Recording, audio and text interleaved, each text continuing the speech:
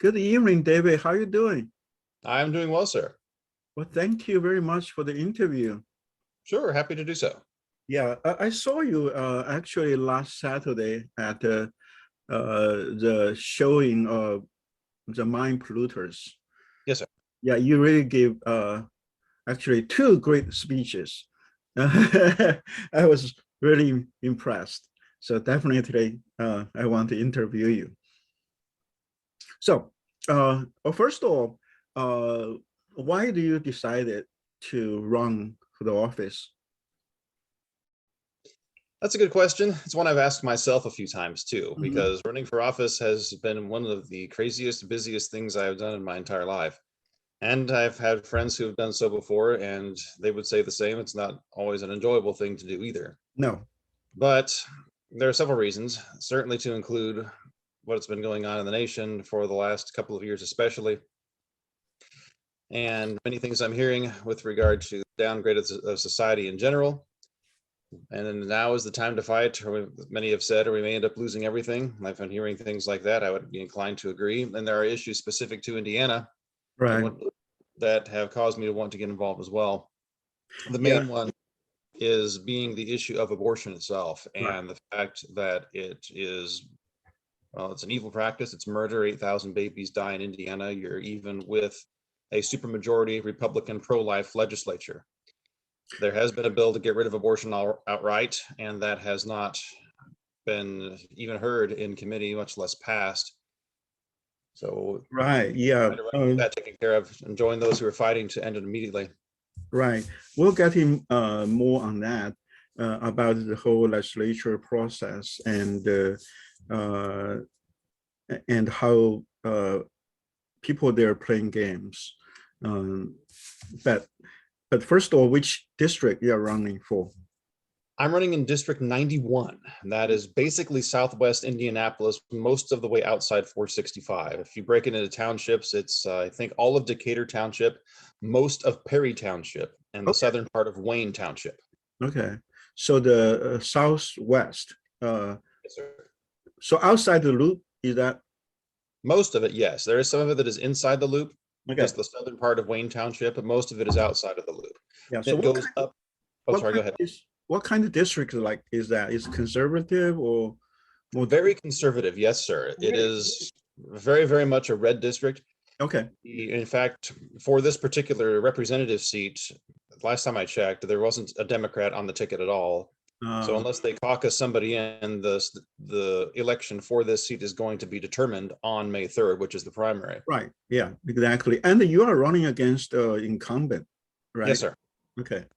And do you want to talk a little bit about him? Like, why do you want to run against him? Well, part of the reason for it was, like I mentioned before, I want to make sure we can get abortion eliminated, legal abortion taken care of, eliminated completely in the state of Indiana. But the more I have been involved in this race, the more things have come up that have caused me to want to do this, and the more important I see it being. Mr. Behning, Bob Behning, is my opponent. He's been in the Indiana House of Representatives for 30 years. Mm. And as you might imagine, has accumulated certain votes in his record, which are less than flattering during that period of time. But shortly after getting involved in the race, I was made aware of a couple of things. One of them was the 2017 gas tax vote. That gas tax increased the amount of tax per gallon of gas by 50%. Right. So from 20 cents to 30 cents in 2017 originally, and then it's been going up by a few cents each year since. Mm-hmm. And there have been those who have said it's the largest tax increase in the history of the state of Indiana. And I'm thinking, shouldn't Republicans be voting against taxes, not for them? Right. And yes, the party platform certainly says so, and I'm very much not wanting to avoid raising taxes. I will not do so if elected. But there's something else that's come up, and that's where the issue with the mine polluters came in. That how much do you know about Senate Bill 17 and what happened to it? Yeah, I do. Actually, I went to the when they had the Senate hearing, I went there to give a testimony. Oh, okay. You know very well then. Yeah, and that's how I kind of see how things is working in that state house. Yes, I was very disappointed to see the outcome of that. Mm-hmm. it passed the Senate. It landed in the Educational Committee, which is chaired by my opponent. And he Right. refused to make the time to give it a hearing. And from what I heard from the testimony of a couple of the ladies working with Purple for Parents of Indiana, I have every reason to believe they're telling the truth, that he added a couple of more bills to his schedule even after he told them he didn't have time to hear this one. And it's not like Senate Bill 17 is very detailed. It's pretty short. It's really No, it's, one yeah. minor issue. And yeah, and it's very short and very clear. So could you explain a little bit to our viewer about the SB 17? Right. I'll say a few things about it. Yes. In a nutshell, there is what would rightly be considered to be pornographic material that exists in public school libraries, especially across the state of Indiana, except for 12 counties. I think we have 92 counties, and 12 of them do not have this. Okay. The rest do, partly because of library sharing. And the reason it's there and people don't get prosecuted for it being there is because of an obscenity exemption for educational institutions that exists in the Indiana Code and also exists in the code of several other states. Right. What Senate Bill 17 would have done simply is this: it would have removed the exemption. Right. It would have made everyone accountable under the same terms, whether they're in a public school setting or not. Right. And that bill passed the Senate and it would have taken care of the problem. But again, as I said earlier, my opponent chose not to hear the bill. Yeah. So it's actually because of the exemption, it's kind of, in a way, you could have some very incredible scenarios.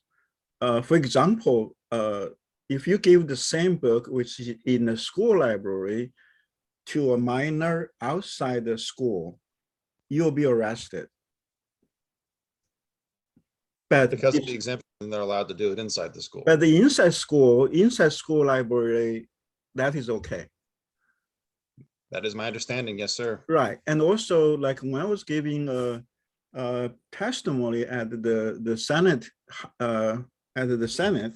and it's committee hearing, and the president, the chairman of the at that time, the committee basically made it clear we are not allowed to quote any excerpts from any books that is considered pornographic, which are in school libraries.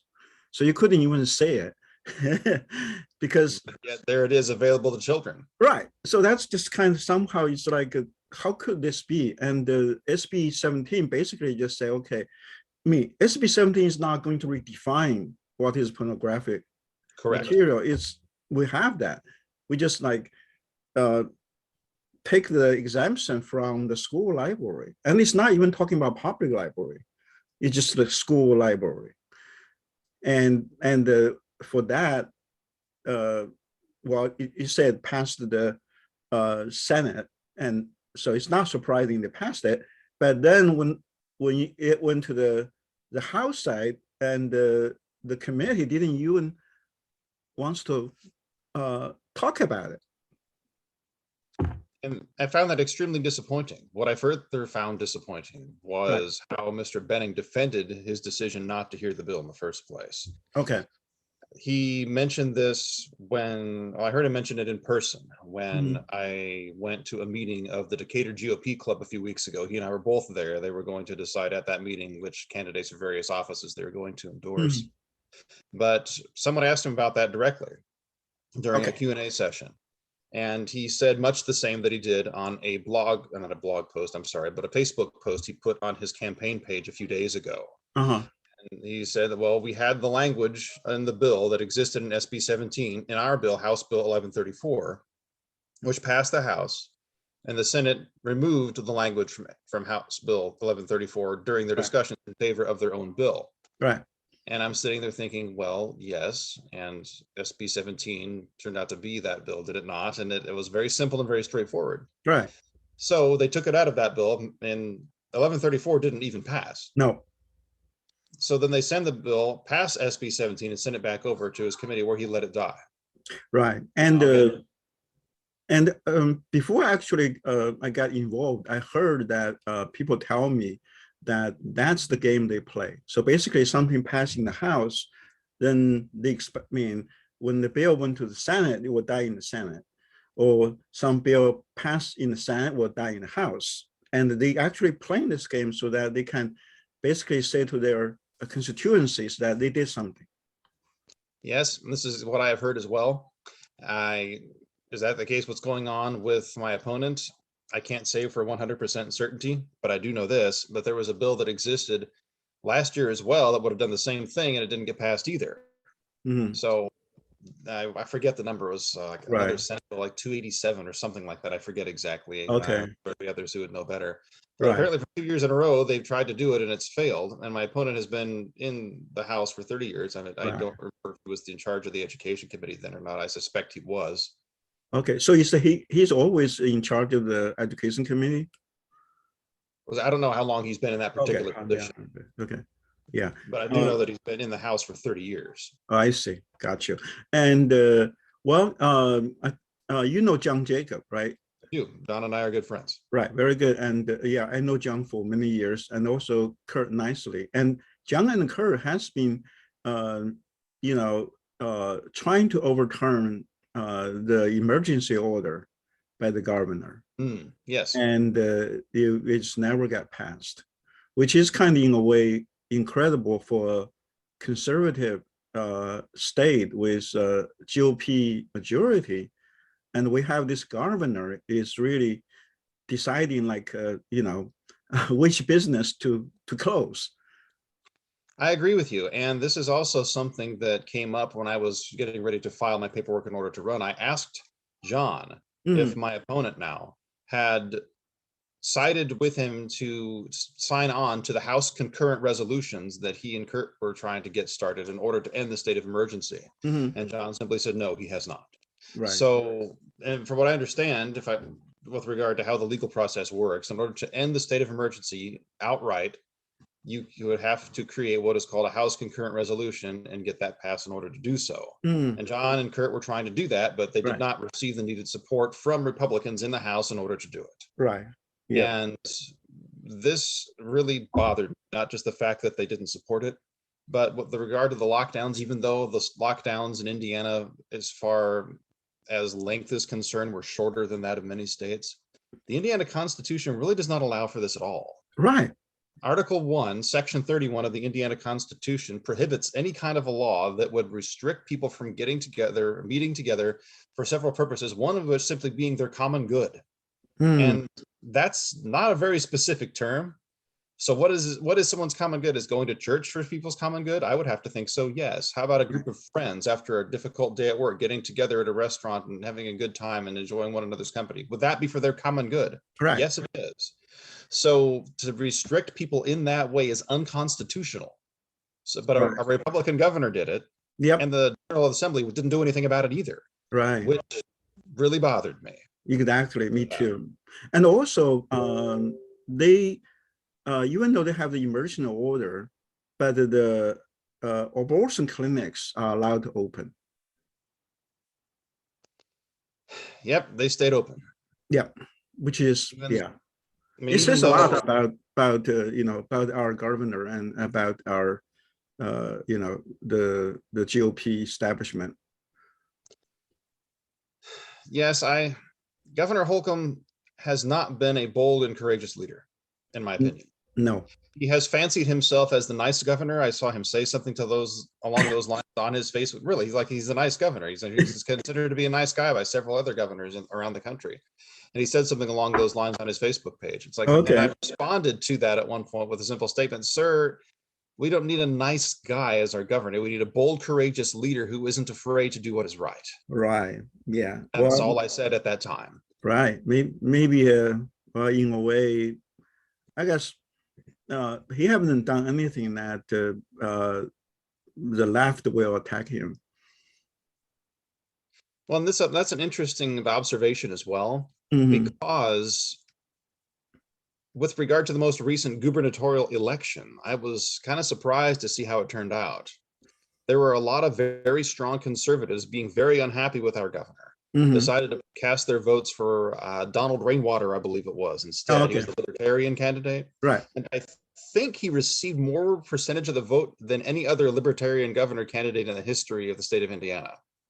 But at the same time, okay, but I'll be, I believe that because I heard him speech, and he's quite uh, impressive and effective speaker.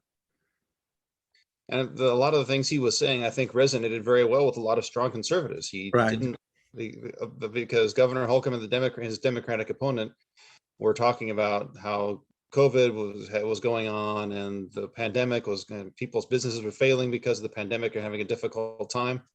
And Rainwater simply responded, no, COVID didn't shut down these businesses. No. The governor did. Yes. It's like, all right, that's fair. Yeah. So, but Governor Holcomb still won though by, I think, 30 to 40 points. I forget exactly what it was. Okay. I don't. Democrat received many fewer votes than I expected. I think a lot of people who are registered Democrats voted for Governor Holcomb because he was doing a good job. Right. And also, I think in a way back then, I think we are not ready for a third party, right? We have been kind of told by the establishment that you are wasting your vote if you vote for like libertarian. So yes, that is a very common sentiment. And right. With regard to how the elections always seem to turn out, there's certainly an element of truth to it. Mm-hmm. Even with someone like Rainwater, who was very popular among strong conservatives, I think he still only got 13% of the vote. Yeah, in a way, I think what hurt him is, first of all, is the marijuana, legalization of marijuana. Possibly. Yeah, and another one is on abortion issue, because libertarian doesn't want to do that, doesn't want to prohibit. Most libertarians abolish don't. libertarian. But what I found very interesting, and I had a friend of mine who actually asked Mr. Rainwater that question. He said that if Kurt Knisely's bill to end abortion completely in the state of Indiana were ever passed by the State House, he would sign it. So I thought, okay, wow, that's interesting, because I was surprised by that, for the reason that you just said, because very often libertarians just seem to want to cast off any kind of government restraint on a great many things, to include the issue of abortion. So they would have not decided to outlaw it, but it was an interesting difference with Mr. Rainwater. Right. Yeah. But like in a way, I do agree with libertarians, but there are certain things I do not agree. But anyway. Yes, sir. Well, about you? So basically, you are running against the incumbent, and also that means you are running against the GOP establishment. They are not your friend. No, they're really not. They don't like me, and that's fine. I'm not asking them to like me. I'm coming into this race fighting them, quite frankly, and that's the way it has to be. Right. I mean, about our common friend John Jacob, he has been, fighting against the GOP establishment, and now he is in a big fight because the GOP establishment, first they basically redraw his district. And now the GOP establishment has someone there to run against him. Yes, they do. And they do have a lot of money. Yes, a lot of money has been put behind John's opponent. They've given her at least $500,000 through, I don't know all of the channels the money came from, of course. Right. But she's ended up at least about $500,000 or so for her war chest, which is somewhere in the neighborhood of about 6 to 7 times as much money as is normally raised for someone to represent. Yeah. Normally, like for the representative, we don't need that much money. Right. The average is somewhere between $60,000 and $80,000 for the entire collection. Yeah. Well, how about your opponent? Do you know how much money he has right now? I do not. I do know that the big flyers that I've received, 4 of them so far, are pretty expensive. Just having paid some postage myself and getting some mailers sent out, like, wow, I can't do this very often. That's just way too much money for the postage alone. Yeah, so, definitely. You get saturated. Here we have a candidate, Craig Hagar. So I have gotten his flyers, I mean, almost every other day. So anyway, and we talk about the you want to see the abortion, abolish abortion in Indiana. But there is an organization out there. John and I interviewed him, I think yesterday. It's called the Rights to Life. The Indiana Right to Life, you mean? Yeah, Indiana Right to Life. Do you know that organization? I know of them. I have not interacted with them directly. Okay. But the Indiana Right to Life very commonly endorses the establishment candidates. They are what I would call the pro-life industry or the pro-life establishment. Right. And they're the Indiana division of the National Right to Life. Right. So they have not supported Kurt Knisley's bill at all. They have not helped get it out of committee or anything, but have always chosen for something much lesser in order to deal with abortion in some way, but certainly not to eliminate it altogether. But yeah, they definitely don't want to abolish abortion. They just want to somehow regulate it. Well, I think they would probably say they would like to see it end at some point, but the thing that they end up doing is regulating it, whether that's the intention or the consequence. At least it is the consequence of it. When you pass a law saying that you're going to prohibit abortion in XYZ cases, but then even though this is not in the bill, the follow-up to that is, and then you can go ahead and kill the baby. Because once you've met all of these particular criteria, then it's legal for you to go ahead and go in and kill the baby. And John and I, and others have stayed outside Planned Parenthood or 2 other abortion mills in the city of Indianapolis and watched very hardened women go into these places to do just that.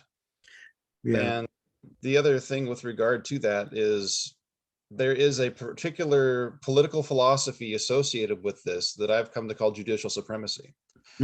Reason why the Indiana Right to Life and the Republican establishment are not, at least this is what they say, and I'm sure this has something to do with it, are not seeking to pass a bill to end abortion immediately is because of the Roe versus Wade Supreme Court decision. And they understand that to be the law of the land, and that being the case, then the argument is we have to work within the law. 2 problems with that, at least. Right. The first problem is that courts do not make law. Courts interpret the law. They cannot legislate them, and the Supreme Court decision can be overturned, of course. Right. And Supreme Court has been wrong in the history of the United States on multiple occasions, such as the Dred Scott decision, terrible decision. So, and also about slavery. Yes. Absolutely, yes. And another issue with that is, and this is part of the Republican Party platform, and something also that has fueled my desire to run in this race this time around. The 2018 Republican Party platform, if you read the core principles and compare those to how the Indiana Republican establishment is operating, you kind of wonder if we're basing it on the same document. And one of those issues, one of those core principles is that we believe in the 10th Amendment. For states' rights, and that we can pass bills that are called nullification bills to nullify federal law, federal decisions, and therefore establish our own principles and our own laws and means of doing things. In fact, we have a law that was introduced, at least somewhat, I don't remember if it was actually passed or not, but it was introduced by the chairman of the committee where the protection of conception or the life bill, which would have ended abortion, died for the first 4 years, I believe. The chairman of that committee put forward a nullification bill for the Environmental Protection Agency so that the EPA would not have any jurisdiction in Indiana, but that we would rather be operating on our own institutions in order to get the same things done. So the 10th Amendment basically allows you to nullify federal laws that are not enumerated by the Constitution itself. Say, no, we're the states, and the 10th Amendment says that whatever is not given to the federal government is left to the state people. So you pass a law and say we're going to ignore this, use our power for states' rights, and establish this instead. And we can do that. There have been states that have done that for things such as marijuana. Colorado did it. So that they can ignore federal law with regard to marijuana. Why can we not do it to save 8,000 babies a year in the state of Indiana? So you said how many baby were aborted in Indiana?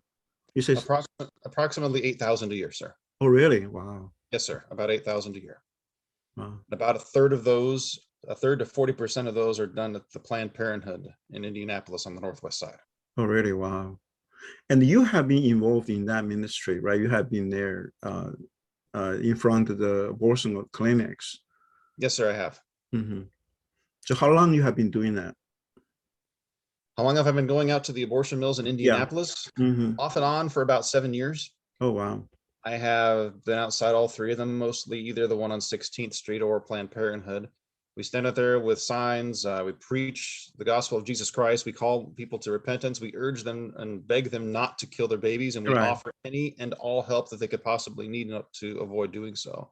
If they need a place to stay, they need money, they need help, they need someone even to adopt the baby. We have people who have completed the necessary training and the courses to do this. I have a couple in my own church who have not been able to have children of their own. They're a young couple, and they're very much desiring to adopt a baby, but that most of the time does not persuade them not to go in.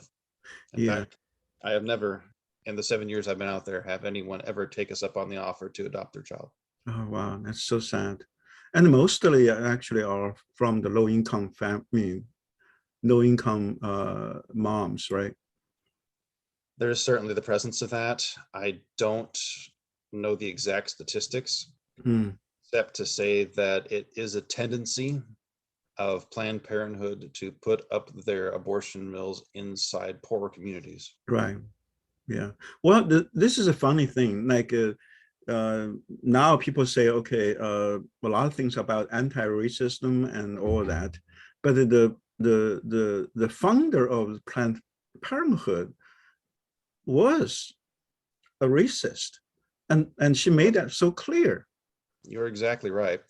Margaret Sanger was a eugenicist. Right. She believed that the Black race or people of sub-Saharan African descent were inferior, and she wanted to find a way to be able to get rid of them. And she thought that by doing this, it would work out pretty well. And sadly, she and the people who have come after her have been very successful in many ways.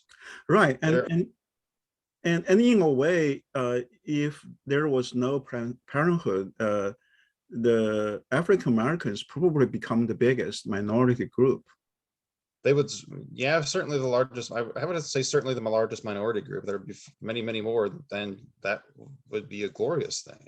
Right, but this thing I don't understand. Now we actually, we have this whole thing. We turn down statues and change the name of the high school because those are the former slave owners and things like that. And now we have organization. The founder of that was a racist. And still, we allow that organization to happen, and the government still give money to them. Yes, they are federally funded. I don't remember exactly how much money Planned Parenthood gets every year from the federal government, but they do get a good amount. Right. And yes, your observation, I think, is accurate. It is hypocritical and very contradictory, but that never seems to stop them. Right. Yeah. That's pretty sad. So that's one thing. That's one thing you are running on is to abolish abortion. And what's next? There are a few other things that I've been talking about. One of them is the issue of SB 17, which we've already talked about quite a bit. Once I get elected, I'm going to work with the rest of us who get in from the strong constitutional conservative liberty-minded Republican group that we're with. We get in and we're going to author a bill identical to SB 17. We're going to get it taken care of and get it taken care of quickly. Right. Sign on to Kurt Knisley's bill to end abortion. We'll do that. Right. A few other things. One of them is the 2017 gas tax increase. I mentioned that already. Well, put a bill forward to repeal the gas tax increase from 2017. And there are some other things too. She's dealing with the subject of critical race theory. You mentioned anti-racism. Anti-racism, it sure does sound nice, doesn't it? That you're against racism, what you would think when you use that term. But the truth of the matter is anti-racism is actually just another form of racism. Oh yeah, it's very much pushed on people in terrible ways. And it is in the public school systems in the state of Indiana. I realize there have been many that say it's not. Everyone on the left will tell you that it doesn't exist. And even my opponent has come out with a statement in one of his mailers saying that he has kept it out of the school system because there is no curriculum in it.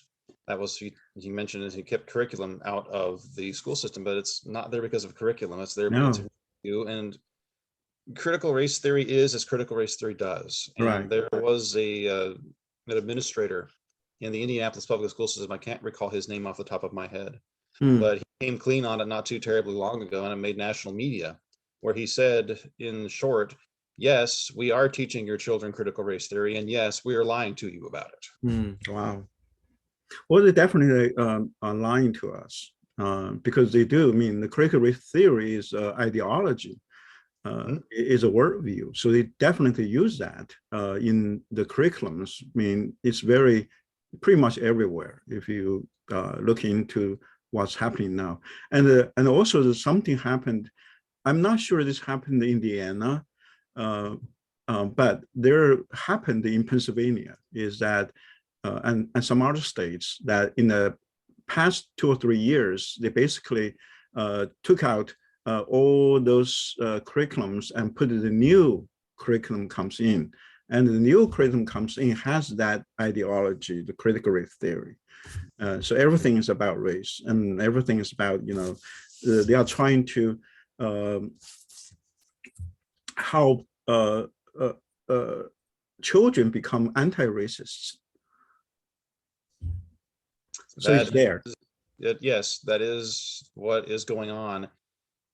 It comes in, it calls everything racist until it either controls it or destroys it, and then it creates more critical race theorists in the process to continue going on to other places to either control or destroy things. The term is often used as deconstruction, and what it really means is destruction. It's the destruction of the entire American system, constitution, and everything, and it's an ideology that, if not stopped, will ultimately ruin this nation. Right. I mean, for them, the way, I mean, if you don't agree with them, if you don't do anything, you automatically are a racist. Yes, and a white supremacist, and it doesn't really matter what your background is. Right.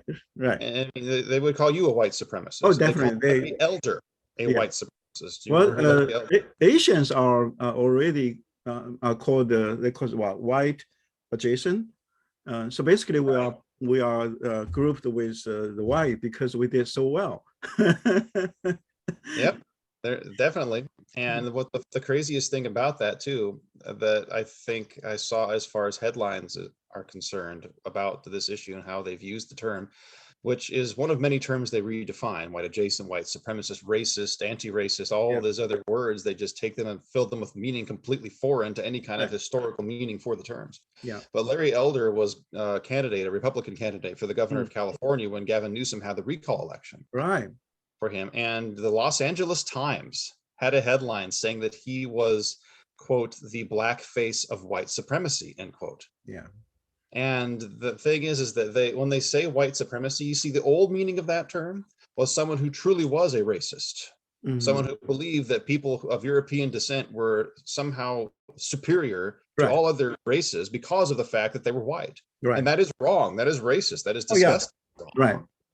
But the problem is, anything that they say now that is white supremacist, they don't mean that. No. What they mean is anything that has benefited from the system or advocating for the system that they have deemed irreparably racist. That is, anything to do with capitalism or to do with the American constitutional system, because they believe that it was designed by white people for white people, and therefore if you are on the side of anything with regard to that system, you are a white supremacist. Right, exactly. That's what they mean by it. Oh yeah. And also they made it clear that they think, I mean, this is part from the critical race theory. One of the talents is that America is systematically, inherently racist. Yep. So if you, the position they take, yes, sir. Yeah, if you call something is inherent, that means that's itself, right? In essence, right. So therefore, in a way, you want to get rid of racism.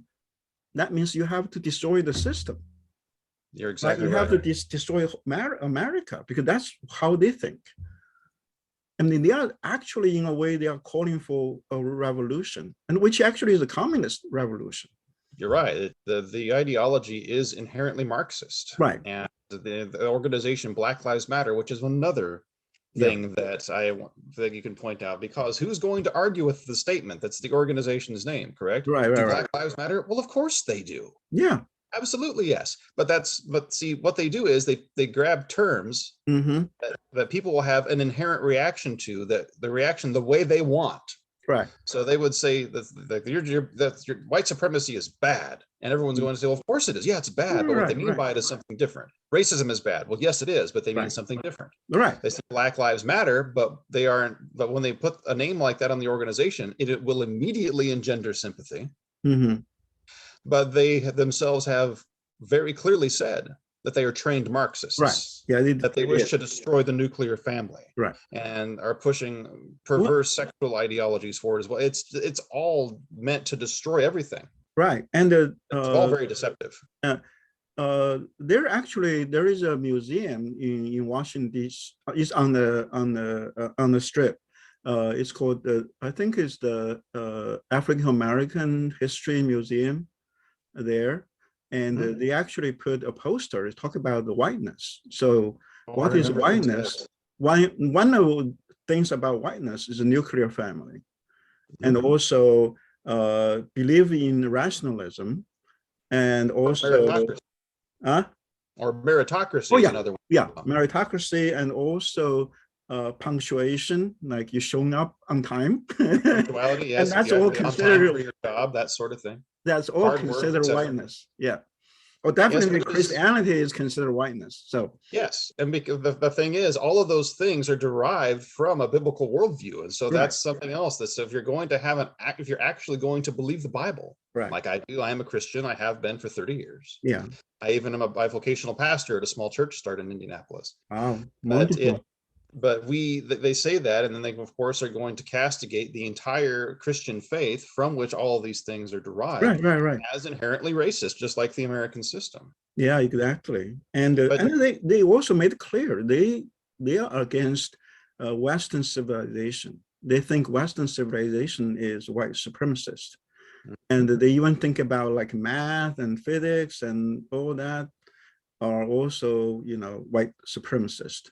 It's just crazy. I mean, completely crazy, but they actually believe it, but they can't live that way. No, because if you live that way, you couldn't drive your car across a bridge. The bridge would collapse, your car wouldn't start. All these things were just, racist and actually were just some sort of inventions. No, this really is how the world works. Right. And railing against it, you have to act like it works while you're saying that it doesn't. Right. Otherwise, that phone that you're using to transmit across the internet is based on physics and electricity working the way that's all designed, mathematics doing the thing that it's supposed to. Yeah, it's really crazy. Yeah, what in a way kind of I still don't quite understand, but I was in a way shocked is that, I mean, those things when you say it, it really sounds crazy, but that's being embraced by so many school administrators. And that to me, still, I do not understand it. It is difficult to understand because if we know any kind of history at all with regard to how Marxist philosophy has gone in the history of the world, it has never turned out well. Right. It has always resulted in destruction. It has resulted in oppression. It has resulted in great violence against the citizens of the nations themselves that have adopted these philosophies and these government systems. Exactly. Yeah, I grew up in China, and both my parents were communists, and they truly believed in that. But they just didn't know that they created a hell. I mean, they want to build the heaven on earth, but they end up creating a hell. That's everywhere, no matter where it got practiced. But still, there's still people who wants to try, who still think they can make it work this time, right? Right. That's because everyone else always did it the wrong way. We are going to do it the right way. Right. Sure. Yeah, and it's actually so permeated in our higher education now. Yes. Yeah, there are a lot of actually professors are self-claimed, Marxists. And that is actually how it started to take root. Right. Back in the 1950s in the United States, when there was the big Red Scare. And there was so much of a reaction against godless Marxism. I believe that was also the time the phrase "under God" added to the Pledge of Allegiance. Yeah. And there were so many people who were reacting against communism, and the communists, the Marxists, they didn't go away. No. Never. They started the long march through the institutions. They went into the Yes. colleges and they started teaching their ideology there in a Right. subtle fashion at first, but they don't have to be subtle about it anymore because so many people have bought into it. Right. But it's taken over a generation. Oh, definitely. I think a lot of us uh, thought that the 60s, the crazy 60s, those radicals, we thought they actually went away. Well, but they went away, but they went into education. Yes. I mean, for example, Bill Ayer, right? The guy, the founder of Weather Underground, bombed the federal buildings and all that. No, he went to jail, but then once he got out of it, he actually became a professor, I think at the University of in Chicago. And his major, his field is early child education. Because and he's not just one of the few. There's many like him. right, they understand something. No, They yeah. understand. Again, we talk about worldview, and that's something that needs to be talked about far more often than it is. Right. That the worldview system for most people is developed and very much set at a very young age. I believe it's somewhere between the age of 7 and 14 or something like that. I forget the exact number, but it's young. And if you can get people in early childhood education, a 7-year-old is what, a second or a third grader? Yeah. And teach them these things and program them that way, then they're Right. going to absorb your ideology into them and advocate for it when they're 18. Right. And now there's the social emotional learning, and that's the vehicle. They sneak in, Eastern religion and also sneaking Marxism into that. So yeah, we really, I mean, if you look at our public education, we are really, the kids are really in danger. They really are. So homeschooling and private education is a wonderful thing, and I am thankful for it. yeah. So you homeschool your kids, right? We've homeschooled all of our children up through junior high school. When they finished that, we also, from that point forward, we put them in a private Christian school on the west side of Indianapolis, and they've excelled. They've done very well. That is good. I think that's the best thing that you can do for your kids. And also, I think Christians, we need to take it seriously, because God gave us the children, and we are there to help them, right? To educate them and to train them, so that they understand the Bible, they have good relationship with God, with Jesus Christ. And that's, we should sacrifice everything just for doing that. Absolutely. Homeschooling is a sacrifice, right? But that's worth it, isn't it? Absolutely, yes. It's definitely worth it. We pour our lives into our children because they are going to be the next generation. We largely exist for them in that regard. And it is parents, not the civil government, who are the primary educators of their children, which is also something else that the Republican Party platform states. And that is what Deuteronomy 6 basically gives us as instruction. Parents are the ones who are going to be teaching. Yeah. And they are the ones who have that authority. So there is something actually was added to our Indiana Constitution by Robert Owen, who is the son of the famous Robert Owen, who actually started the Utopia in New Harmony, which is close to, it's on southwest Indiana. It's a town called New Harmony. So he started the Utopia there, which became the inspiration for the later on communists. So his son actually added something into our state constitution, saying that it's government responsibility to educate the children. The state constitution of Indiana does have a couple of requirements in it that talk about education, saying that the state is going to provide funding for education for children. That is in the state constitution. I forget what article it's in.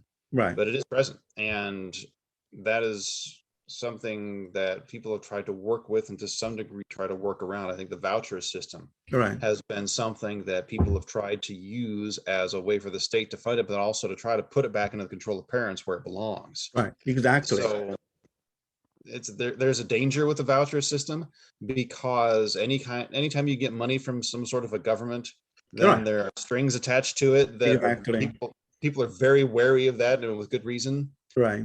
So I think it would be very helpful to possibly, and it's something I haven't really talked about a whole lot of people about just yet, but with regard Right. to the voucher system, just to clarify, go over the code that talks about it and make sure that there are no strings attached, and Right. make it explicit that there aren't any. Exactly. Truly Yeah. in I charge of mean, the education of right. children. The state, I mean, in my opinion, we shouldn't even have we have this what do we call in our state? It's kind of like a Department of Education at the federal level. We have something here in our state. I don't remember exactly what it's called. Right, but we do have that, which kind of dictate in a way, the standards and all that. So if you want to get accredited, you have to follow that. And in my opinion, we shouldn't have that. I mean, government shouldn't be involved in education. They're not the ones to whom it was given. There are, and this is something that is an interesting statement too. This is something that got redefined a long time ago. Mhm. People love to bring up the idea of separation of church and state. I have been criticized by more people than I can remember on my Facebook campaign page, because I am not hiding the fact that I'm a Christian, and that I am going to rule with justice and only justice. And justice, of course, only makes sense as defined by God. Right. Yeah. That was also the worldview in the air when the Constitution and Declaration of Independence were produced. Not all of the founding fathers were Christians, but many of them were, and they had a biblical worldview with regard to this. Right. So, and they would criticize me, saying, you can't do that. Keep your religion out of my government, separation of church and state. And I'm thinking, well, first of all, I would tell them what I just mentioned to you just now, but also the fact that separation in church and state, doesn't really mean what you think it means. It was never meant to separate God from the state. No. What it does do is it separates the state and the church as different entities. That is the understanding of it. In fact, it's a biblical understanding. Right. God has given certain responsibilities to the civil government. It has responsibilities and roles that he has not given to the church, but he's given things to the churches to do that he's not given to the civil government, things to the family also that he's not given to the other two. Right. And those lines are not supposed to be crossed. They're supposed to do the things that they were given to do. And when they try to step into the territory of another institution, it doesn't go well. Right. Yeah. And I think education's a good example of that. Right. I think as Christians, we should be bold on that. We shouldn't be scared when someone says there's separation of church and state. Because first of all, it's not in our Constitution, right? And it's really the interpretation of Jefferson. But Jefferson's interpretation is actually is to protect the church from the government. And now they just turn the whole thing around. Is you just cannot bring your faith into the government. That is. We still have, our national motto still, in God we trust. It is. And with regard to Jefferson, the phrase, the separation of church and state in that context was lifted from a letter he sent to the Danbury Baptist Association, because they were concerned that they would be discriminated against because of by the federal government. He was to assure them, like, no, we're not going to do that. Right. So that was the context with the Jefferson letter. But with regard to the influence of the Christian religion, especially on the civil government, this was widely understood. It was not considered to be a problem. I forget how many states it was of the original 13, like 8 or 9 of them, that had in their state constitutions that you had to be a member in good standing of your local church if you're going to be in state government. And yet, for some reason, this didn't violate the First Amendment. Okay. Because it doesn't. That's perfectly fine. Right. My favorite founding father is a guy, I don't know if you heard of him or not. His name is John Jay. No. Well, you're about to learn because he's a great guy. Okay. In a nutshell, John Jay was one of the authors of the Federalist Papers. Alexander Hamilton, Okay. James Madison wrote most of them, but John Jay wrote a couple of them. And John Jay became the first Chief Justice of the Supreme Court of the United States. Oh, okay. Yeah, I think I know. He was known for referencing the law of Moses in the court decisions he made as justification for the way he ruled. Mm. And he made a statement saying that because of God's providence, we have this nation that we do, and this Christian nation that we have, he said, and that we should prefer Christians as our rulers. Mm. So what even for some reason, no one had a problem with him saying that. And even in the Supreme Court, I mean, there is a statue of Moses. Yes, there's a bust of Moses. Yeah. The Supreme Court is one of the It has the Ten Commandments, but that's basically the rule of our American system. The judiciary system was based on, built based on it's founded on the Bible. It is, though most people these days, I suspect, would probably try to argue with you on that wrongly. But they would say, well, there's no mention of God or anything about Jesus in the Constitution. It's like, well, technically that's true. But the principles upon which it is built are present, not the least of which being the fact that when talking about when a law is passed by Congress, and then it has to be signed by the president, he has a certain amount of time to do it, not counting Sundays. Right. Why say that? Well, because Sunday is rest and he's not expected to work on Sunday. Well, where do they get that idea? Well, they got it from the Christian world in the Bible. Even the Constitution didn't say God explicitly, but at that time, almost all the Americans were Christians. So you don't have to say something that obvious, right? And then it was understood. The Christian worldview was so dominant that to say that would have simply been redundant. Everybody understood it. Right. And also you have this document, the Declaration of Independence made that clear, right? Our right was given by God. Yes. So if we truly have something that is considered a right, that is something that cannot be taken away from us. Yeah, and then that is inherent. Right, the Constitution. God himself. Right, the Constitution there is really to make sure the government are not going to, first of all, they are not going to infringe our God's given rights, and second of all, are there to protect those rights. Yes, that is a primary function of civil government, is to protect the rights of its citizens. Right. And I think that in our Indiana Constitution, we do use God there as the preamble. We do. Then the preamble makes it explicit. The founders of our state and the authors of our Constitution thanked Almighty God for the privilege of founding the state and for writing the Constitution. Right. It's right there in the preamble. You're right. And to say that religion has no place in politics, well, the people who wrote the Indiana Constitution seem to think different. Well, I think this something like, as Christians, we should be bold in that. In some way, we have been fooled by the left, and we need to really say, okay, here, we are Christian. Everything we do is based on our view as a Christian, right? Yes, and that's where we can know what is right, what is wrong, and what is justice. I mean, you got to have a standard somehow, right? Exactly. And that's the standard we have. And that is the standard we have. And I would argue that it's really the standard that everybody has to borrow from in order to be able to function at all. Oh, yeah. Everyone understands that murder is wrong, that stealing is wrong. And if they try to argue about it, then say, well, if somebody stole something that belonged to you, would that make you upset? Well, of course it would, because you know that stealing is wrong. Right. And so they borrow from the Christian standard in order to be able to function in God's world. Right. Furthermore, and this is something that I try to point out when I get the opportunity. If you do not have a standard above the civil government that determines whether or not the civil government is doing things righteously or not, then what you have is the civil government becomes God. Right. And whatever it says goes, and there's nothing else. Well, yeah. And just as a comparison, the Chinese Constitution made that clear, the rights are from the government. So which system do you want? If you don't have God, then you have the government. And then the government, if that's where your rights come from, the government's God because it gets to determine what you want. And you know, given the history of the world, and you being from China understand this very well, I know, we don't want the government having that kind of power. Right. We don't want them making those kind of decisions, because when they do, inevitably they abuse, oppress, and even murder their own citizens. Right, exactly. And here in America, we made that clear, right? We are under God. I mean, that makes everything right. Otherwise, if you take God out of it, it's going to be chaos. It's going to be, you know, all kinds of problems. I mean, basically that's hell, right? Yeah. Well, thank you so much. Really enjoying talking with you. And Well, it's been a good talk. Thank you, sir, for inviting me on. I appreciate it. oh, there's one more thing I forgot to make to say is your opponent endorsed by Indiana Rights to Life?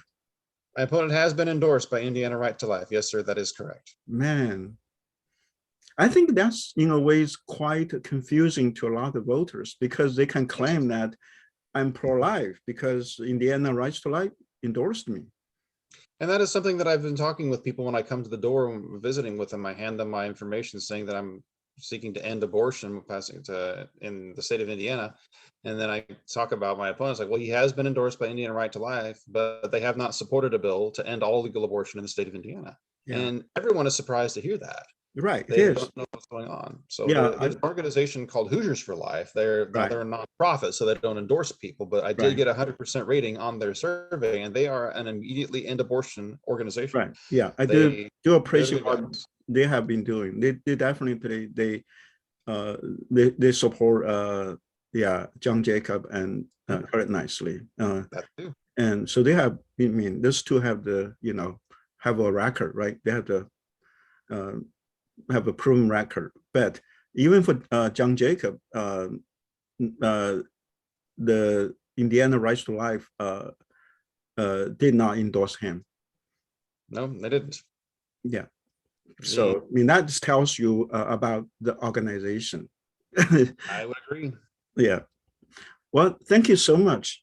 So, yeah, really. You're welcome, Doctor. Thank you. Yeah.